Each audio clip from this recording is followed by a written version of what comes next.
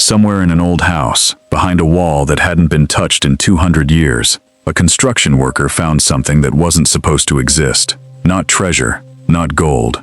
A letter, folded, sealed, and never delivered. That letter would end up doing what an entire police investigation 2 centuries earlier had failed to do. This is the story of how a case everyone had given up on, a death written off as a tragic accident, was finally solved. Not by a detective, not by new technology, by pure, unplanned chance. Stay until the end, because the most unsettling part of this story isn't how the case was solved, it's how close the truth came to being lost forever. Let's go back to the beginning. More than 200 years ago, in a quiet town far from any major city, a person died under circumstances that, at the time, seemed simple enough to explain.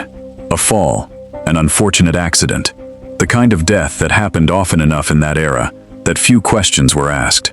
A local official recorded the death. A brief note was made in a town ledger, and life moved on. No suspects, no formal investigation, just a name, a date, and a cause of death that nobody thought to challenge. For 200 years, that was the end of the story. Or at least, everyone believed it was.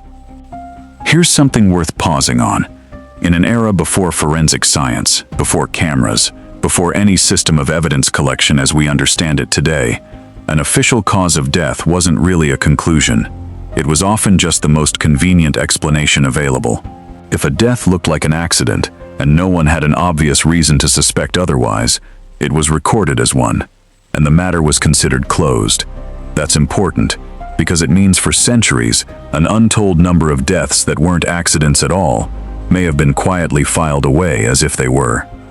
This particular case would have stayed exactly like that, filed, forgotten, permanently unquestioned, if not for something that had nothing to do with justice at all.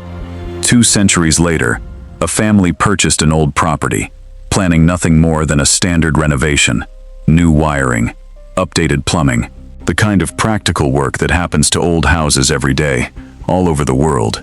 During that renovation, a worker opened up a section of wall that hadn't been disturbed since the property was first built. Inside, wrapped and hidden with what appeared to be deliberate care, was a personal letter, handwritten, sealed, addressed to someone whose name meant nothing to the family standing there in that moment. Now, most old letters found inside walls turn out to be exactly what you'd expect. Forgotten correspondence, love notes, family business, nothing remarkable. This one seemed, at first glance, like it might be the same. But something about it felt different enough that instead of simply discarding it, the family decided to have it examined by someone who studied historical documents for a living. What that examination revealed changed everything. The letter wasn't just an old piece of correspondence. It was a confession, written by someone connected to that 200-year-old death, a person who had never been questioned, never been suspected, and who had apparently carried the truth of what really happened for the rest of their life, only putting it into words once, in a letter that, for reasons lost to history, was never actually sent.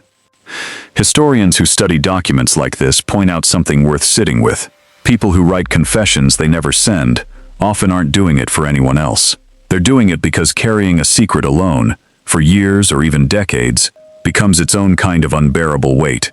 Writing it down, even if it's never read by another living soul, can be the only way some people find to set it down. Whoever wrote that letter may have known, on some level, they would never send it, and yet they wrote it anyway, word by word, describing what had actually happened on the day that official record had simply called an accident.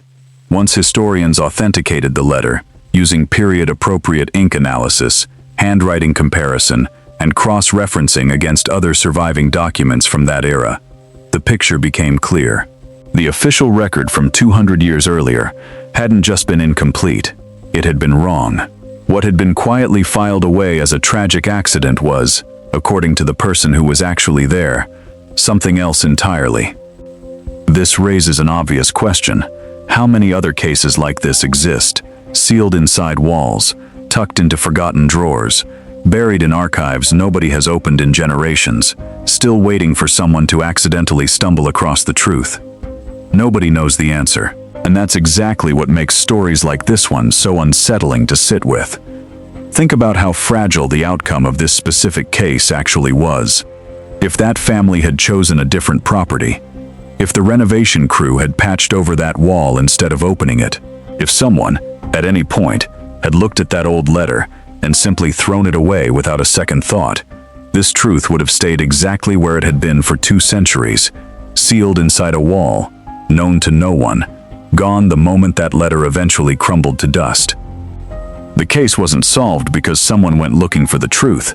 It was solved because, purely by chance, the truth happened to survive long enough for someone to find it. That's the part of this story that tends to stay with people the longest.